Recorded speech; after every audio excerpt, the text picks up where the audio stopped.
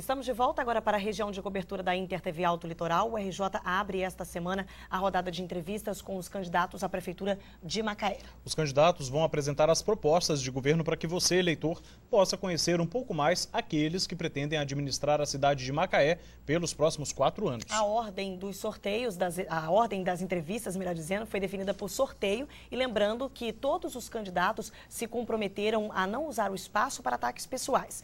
Cada candidato terá 8 minutos para falar e mais 30 segundos para concluir a última resposta, caso seja necessário. Hoje a gente recebe aqui no estúdio o candidato Dr. Aloísio, do PV. Candidato, muito boa tarde. Boa tarde. Prazer em recebê-lo aqui. O seu tempo começa a valer a partir de agora. Pelo seu plano de governo, candidato, o senhor pretende, caso seja eleito, aumentar em 50% a produção agropecuária e a pesca sustentável no município. De que forma o senhor pretende fazer isso? Essa pergunta é extremamente importante. A gente acabou de assistir agora a uma matéria sobre o petróleo. Macaé é uma cidade que vive há 34 anos da economia do petróleo e é um lugar comum sobre a economia do petróleo, é preciso diversificá-la.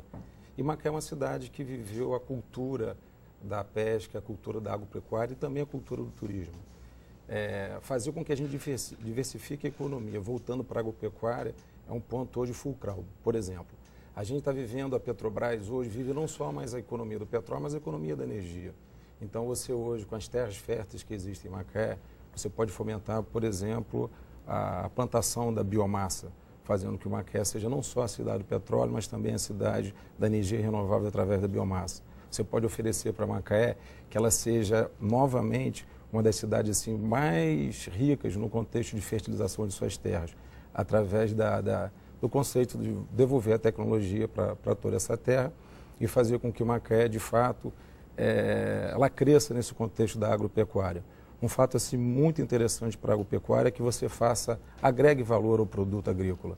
Por exemplo, do leite, da agropecuária, o queijo, a manteiga, fazendo com que toda essa rede produtiva possa trazer sustentabilidade à economia de Macaé mais uma vez, dentro desse contexto. Candidato, ainda falando de petróleo, impossível separar Macaé e petróleo, né? A gente tem uns dados aqui, o orçamento da cidade ultrapassa 1,5 bilhão, 40% vem dos royalties. Além da agricultura, da pesca, o senhor aponta outros caminhos para que a cidade possa diversificar a economia? Sim, Macaé precisa ser um polo tecnológico. Macaé hoje tem 2 grandes elementos. A indústria do petróleo, que é uma indústria rica em tecnologia, da mesma forma que ela tem academia. Hoje ela tem a Universidade Federal do Rio de Janeiro, a UENF, a UF, e são elementos que podem fazer de Macaé um grande polo tecnológico, principalmente nessas energias renováveis também.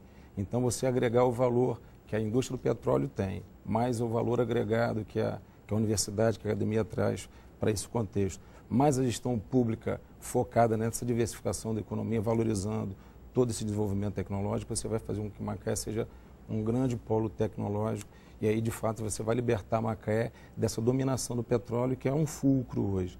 É necessário que toda a economia do petróleo, apesar dela ainda ser assim, garantida por alguns anos, mas que você possa diversificá-la e diversificar em conhecimento é um grande objetivo do próximo governo.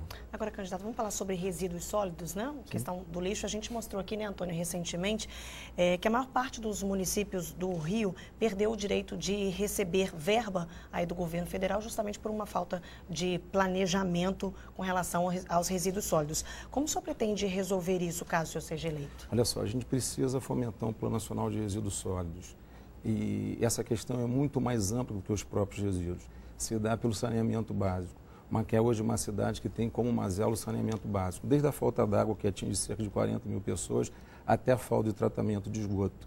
Hoje, Macaé ela possui estações de tratamento de esgoto, no número de aproximadamente 8 estações de tratamento de esgoto, mas ela não consegue ter uma rede coletora de esgoto. Então, tratar o saneamento básico, desde a coleta de resíduos, desde a reciclagem dessa coleta de resíduos, até o tratamento de esgoto, você vai fazer com que Macaé ela se cure de uma mazela social que vem afligindo toda a população. Existe um dado hoje significativo que um principal dano ambiental hoje no Brasil é mais importante que o desmatamento, mais importante que a emissão de CO2, é o não tratamento do esgoto. Então, você abordar essa questão do saneamento básico em Macaé é um fato assim, primordial para que Macaé consiga, de fato, a sustentabilidade. Lembrando que o saneamento básico, a coleta de resíduos, o tratamento de esgoto, a oferta de água, é fundamental não só para a saúde, não só para a educação, até mesmo para o combate à violência. Então, tratar dessa questão do saneamento básico é a nossa grande prioridade. Inclusive, nós temos a carta compromisso abordando bem essa situação. Candidato, voltar a falar um pouquinho de emprego, o senhor pretende diminuir pela metade a informalidade na cidade de Macaé, né? De que maneira o senhor pretende? E isso leva em consideração a questão da falta de qualificação, que muitas vezes é apontada como um drama na cidade? Leva. Olha só, Macaé é uma cidade de 206 mil habitantes, 210 mil habitantes, que tem 120 mil empregos formais. Macaé tem 5 mil empresas. E essas empresas são todas elas da cadeia produtiva do petróleo. Apesar de toda essa pujança econômica, Macaé consegue ter cerca de 10% da sua população vivendo abaixo da linha da miséria. Então, trazer essa população que vive abaixo da linha da miséria, identificando essa população, essas pessoas, essas famílias, introduzindo no mercado de trabalho, isso faz com que você diminua a informalidade, que você faça uma abordagem direta dessa extrema pobreza, porque também é um compromisso nosso amenizar ou erradicar a extrema pobreza.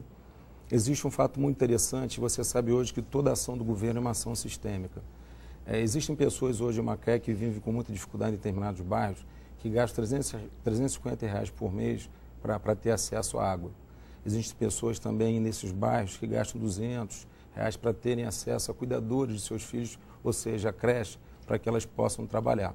Você imagina que quando você bota água encanada para um bairro, para uma família, quando você faz creche, você faz a distribuição de riqueza. E aí, quando essa pessoa que vive abaixo da extrema pobreza, você consegue oferecer esse serviço, ainda pensá-lo para o mercado de trabalho, você diminui assim, de forma assim, efetiva a desigualdade social em Macaé.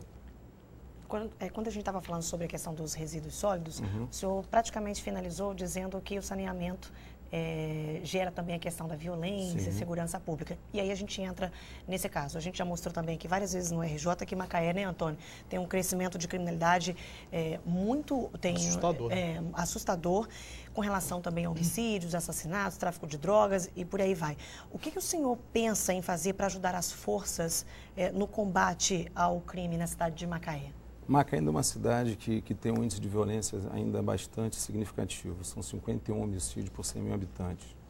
Existe um dado assim muito ruim para Macaé. Macaé é o 5º município no estado do Rio de Janeiro que mais perde jovens de 0 a 19 anos para violência, por assassinato, por homicídio. Em contrapartida, a ação do governo do estado melhorou muito a abordagem à violência em Macaé.